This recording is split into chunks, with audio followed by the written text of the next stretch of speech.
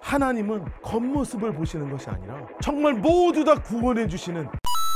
자, 우리가 지금 사도행전을 계속 공부하고 있습니다. 우리가 되게 중요한 상황을 가고 있다고 말씀드렸습니다. 땅끝을 향해서 복음을 쭉 뻗어나가야 되는데 제일 중요한 게 바로 사람을 준비해야 되는데 이 사람은 사도 바울이었습니다. 자, 그런데 하나님께서 완전히 깨버리셔야 되는 게 있었어요. 그게 바로 뭐냐면 이스라엘이 가지고 있는 지긋지긋한 편견입니다. 자신이 엄청난 선민이라는 것이 엄청나게 강조되고 있는 이것을 하나님이 깨버리셔야 되는 거예요. 사실 이들에게 두려운 부분이었던 거예요. 외국인은. 여러분도 외국인하고 대화하는 게 조금 두렵지 않으십니까?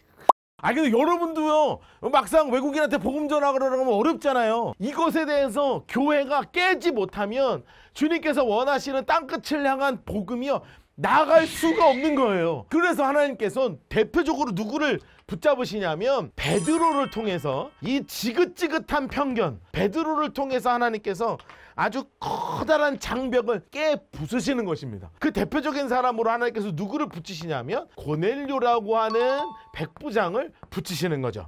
고넬료에 대해서 설명은 성경에서 아주 멋지게 되어 있습니다. 10장 1절과 2절 말씀을 보도록 하죠. 가이사랴 장색깔 하시고요, 고넬료 인물색깔 하겠습니다. 있으니 이달리아 부다라 하는 군대의 백부장이라. 그가 경건하여 온 지방과 더불어 노란색으로 흑칠해서 하나님을 경외하고 백성을 구제하고 하나님께 항상 기도하는 사람. 여러분, 그래서 이 고넬료라고 하는 전혀 다른 피를 가진 전혀 다른 존재인 이 외국인을 하나님께서 들어 세우시는 것입니다. 사실은 경건하다고 표현되어 있지만 사실은 구원받지 못하는 경건이죠. 그런데 주님께서 고넬료에게 나타나셔서 저기 베드로한테 한번 가봐라. 그런데 여러분, 이 베드로가요, 사실은 얼마나 대단한 분으로 지금 묘사되어 있냐면 사도행전 9장 43절 말씀을 함께 보도록 하겠습니다. 베드로가 요빠에 여러 날 있어 시몬 인물 색깔 하시고요, 장소 색깔 합시다. 무두장이의 집에 머무니라.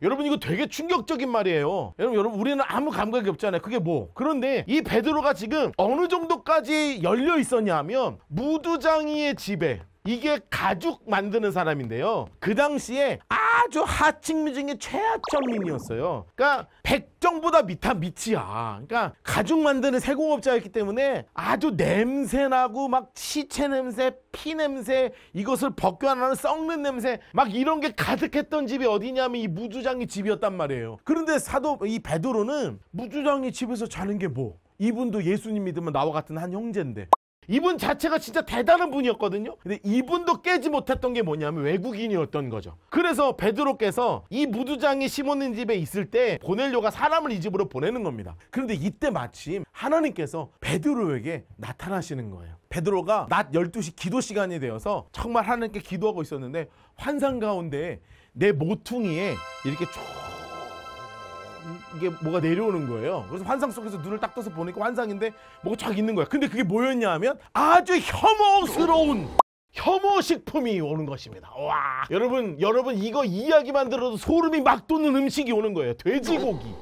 여러분 막 미칠 것 같죠? 돼지고기 생각만 해도 막 소름이 막 돋죠. 장어구이. 막 미칠 것 같죠? 여러분, 우리하고는 좀 문화권이 달라서 이 당시 이 사람들은 돼지고기를 먹으면 안 됐고, 장어구이는 이 비늘이 없는 생선을 먹으면 안 됐거든요. 그리고 무슨 까마귀 뭐 이상한 거 그런 거 있잖아. 자기들이는 먹을 수 없다고 생각하는 그런 것들을 하나님이 환상 가운데 내리시는 거예요. 그리고 말씀하시죠.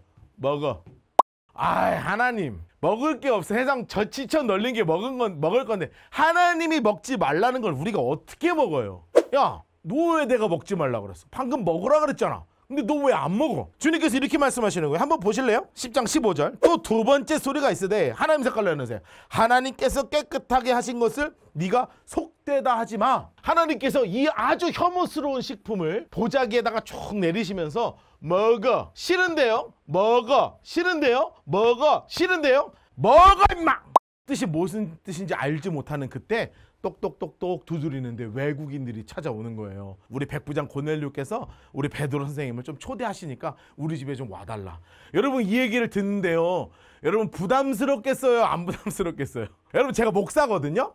제가 목사인데 만약에 저한테 백인교회에서 설교 좀 해달라 그러면 제가 부담스럽겠어요? 안 부담스럽겠어요? 부담스럽죠? 아니, 완전히 생기게 다른 외국인들이 막 수십 명, 수백 명이 막 앉아있어. 나는 언어도 영어도 잘 못해. 뭐 내가 말을 알아들을까? 내가 농담을 하면 알아들을 수 있을까? 막 복잡하잖아요. 주님께서 말씀하시는 거예요. 가. 이거 내가 너 보내는 거야. 걸어서 그 집에 도착했습니다. 여러분, 안 그래도 마음에 부담스러워 죽겠는데 문을 똑똑똑 두드려 보니 화장 열리는 순간 베드로가 문을 딱 들어가는데 고넬료가 철퍼덕 엎드려가지고 절을 하는 거예요. 어서 오세요. 어서 오세요. 샬롬.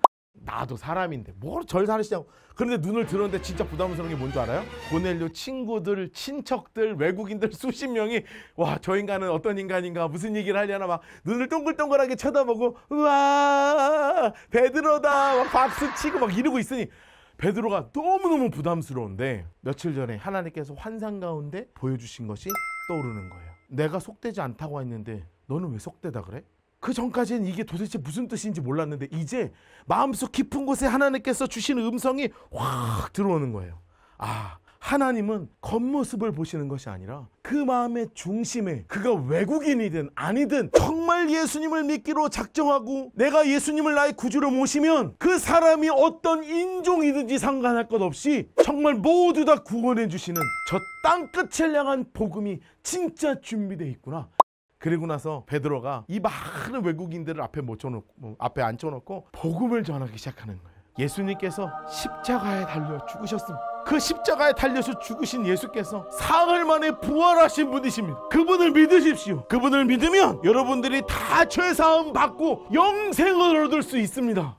여러분, 이야기를 듣는데요, 수없는 외국인들이 막 자기 말로 눈물을 펑펑 흘리면서 주님이 나의 구주라고 고백하면서 주여 외치면서 통성으로 기도하다가 어느 순간 저기서 오순절 성령이 임하신 그날 임했던 것처럼 방언 기도가 막 터져나기 시작하는데요, 감당할 수 없는 은혜의 물결이 그 고넬료의 가정을 확 덮어버린다는 것이죠. 여러분, 이 고넬료의 가정이 구원받은 것도 너무나 중요한 일이지만 지금 땅끝을 향하여 주님께서 말씀하시는 이 순간 교회의 지형이 완전히 뒤바뀌어버리는 순간이 되어버린 거예요.